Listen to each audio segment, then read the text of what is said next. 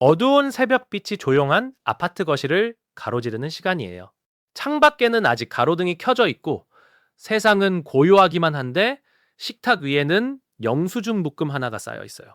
그 영수증을 천천히 들여다보는 노부부의 눈빛에는 불안이 가득 담겨 있어요. 한 달 동안 쓴 돈을 더하고 또 더해도 숫자는 줄어들 기미가 없어요.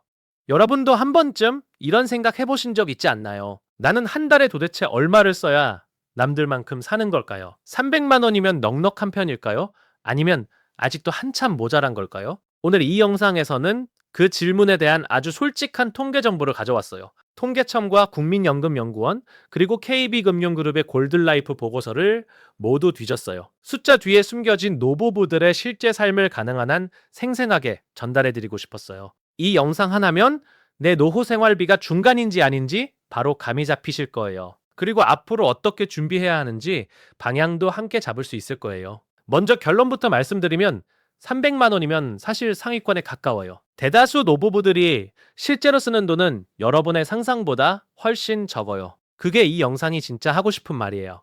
자, 그럼 지금부터 노후 생활비 지출 상위 10개 항목을 하나씩 파헤쳐 볼게요. 준비되셨나요? 숫자가 좀 낯설게 느껴질 수도 있지만 끝까지 보시면 반드시 도움이 될 거예요. 먼저 현실부터 직시해보고 싶어요. 2024년 통계청 가계금융복지조사에 따르면 65세 이상 노인 가구의 월 평균 소비 지출액은 182만 원이에요. 네, 맞아요. 182만 원이에요.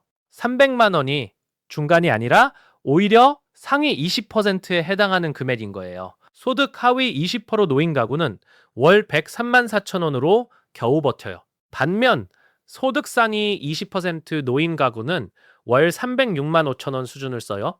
그러니까 300만 원을 쓴다는 건 대한민국 노인 가구에서 최상위권에 속하는 셈이에요. 그런데 재미있는 건 사람들이 희망하는 적정 생활비는 훨씬 높다는 거예요. KB금융그룹 2025년 골든라이프 보고서에서는 한국인이 바라는 노후 적정 생활비를 월 350만 원으로 집계했어요. 최소 생활비조차 248만 원이에요. 그런데 실제로 조달 가능한 금액은 230만 원에 불과해요. 매달 평균 120만 원이 부족한 셈이에요.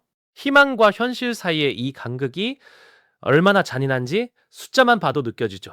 그렇다면 이 돈들이 어디로 가는지 이제 본격적으로 살펴볼게요. 지출 1위는 누구도 예상했을 식비예요. 통계청 자료 기준 노인 가구의 식료품 및 비주류 음료 지출은 월 평균 35만 4천 원이에요. 전체 지출의 25%를 넘는 규모예요.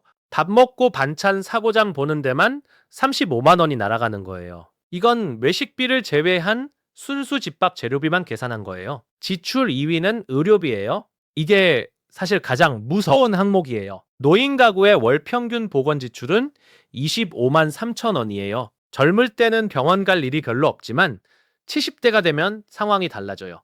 고혈압약, 당뇨약, 관절주사, 백내장 수술, 치과 치료까지 줄줄이 이어지거든요. 게다가 이 25만 원은 평균이라는 점을 기억해야 해요. 큰 수술이 한 번이라도 생기면 그달 의료비는 수백만 원으로 치솟아요. 지출 3위는 주거비와 광열비예요. 월 평균 24만 2천 원이에요.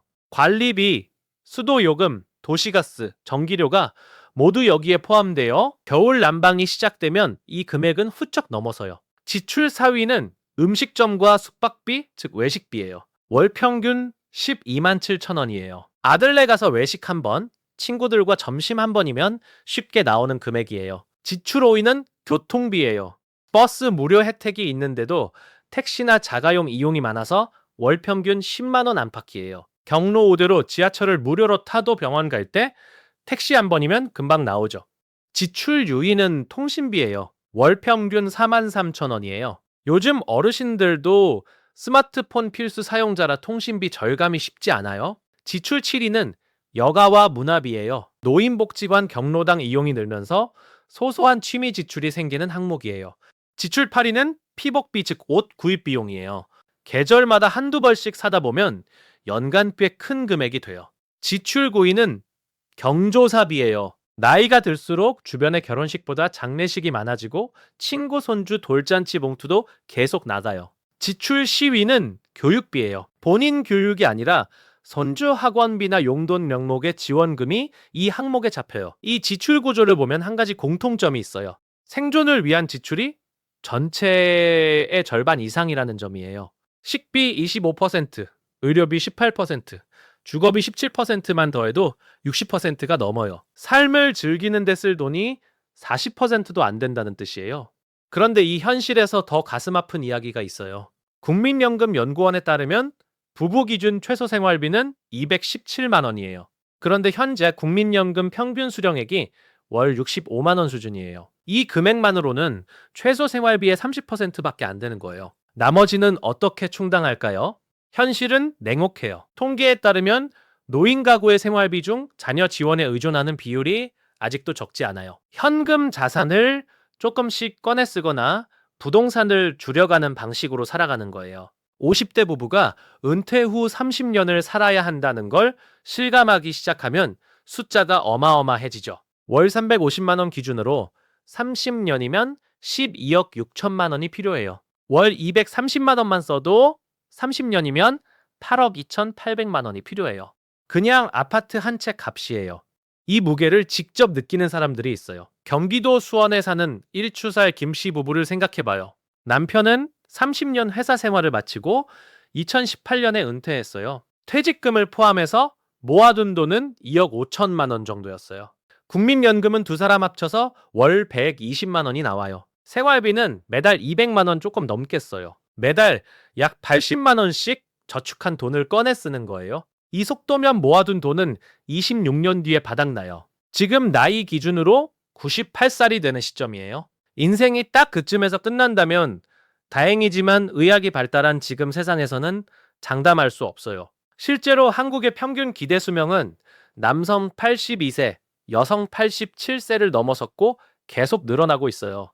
이 부부가 가장 두려워하는 건 돈이 떨어진 후에도 몸이 살아있는 상황이에요. 그게 현대 노후의 진짜 공포예요. 단순히 아끼는 것만으로는 해결이 안 되는 구조적인 문제가 있는 거예요.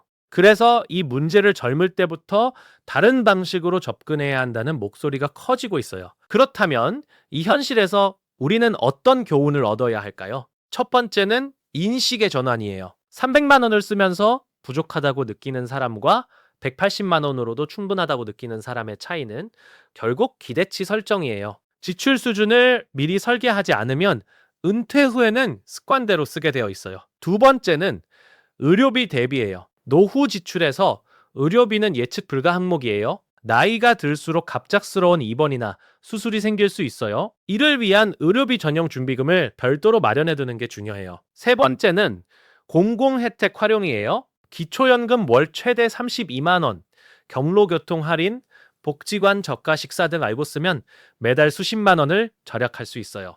네 번째는 주택연금 검토예요. 집 한 채를 가진 분들이라면 주택연금을 활용해 매월 안정적인 현금 흐름을 만들 수 있어요. 5번째는 연금 다층화예요. 국민연금 하나만 믿는 건 위험해요. 퇴직연금, 개인연금, 주택연금을 함께 준비해야 최소한의 안전망이 생겨요.